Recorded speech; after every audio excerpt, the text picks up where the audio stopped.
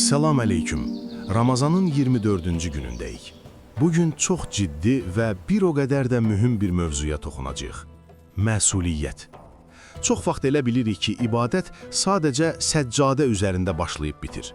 Lakin İslam bizə öyrədir ki, aldığımız nəfəsdən tutmuş, sahib olduğumuz övlada, gördüyümüz işə və dilimizdən çıxan sözə qədər hər şey bizə verilmiş bir əmanətdir. Bəs biz bu ağır yükün nə qədər fərqindəyik? Günün ayəsi, dağların daşıya bilmədiyi yük. Ayə, şübhəsiz ki, biz əmanəti göylərə, yerə və dağlara təklif etdik. Onlar onu daşımaqdan imtina etdilər və ondan qorxdular. Lakin insan onu yükləndi.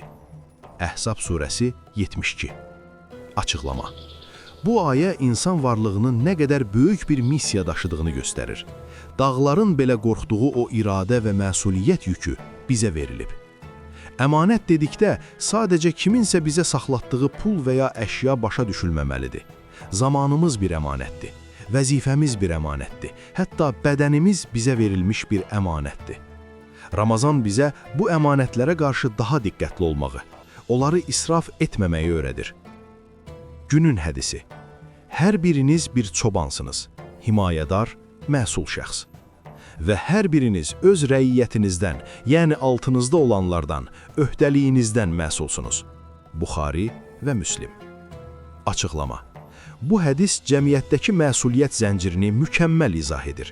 Bir rəhbər idarəçiliyindən, bir valideyn övladının tərbiyəsindən, bir işçi gördüyü işin keyfiyyətindən məsuldur. Mənə nə demək bir möminə yaraşmaz. Ramazan ayında oruç tutaraq nəfsimizə sahib çıxdığımız kimi, gündəlik həyatımızda da işimizə və sözümüzə sahib çıxmalıyıq. Əmanətə xəyanət etmək imanın ən böyük əlamətidir. Günün duası, güc və sədaqət istəmək. Gəlin bugün bu ağır yükü üzü ağ daşıya bilmək üçün Rəbbimizə sığınaq. Allahım, bizə verdiyin nemətləri və əmanətləri qorumaq üçün bizə güc və bəsirət ver.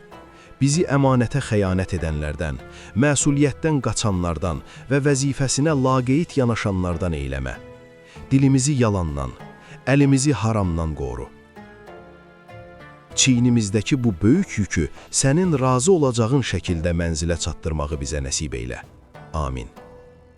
Əziz dostlar, bugünün tapşırığı.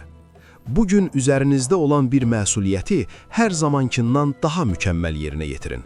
Məsələn, bir iş görürsünüzsə, onu ən xırda detalına qədər dürüst edin.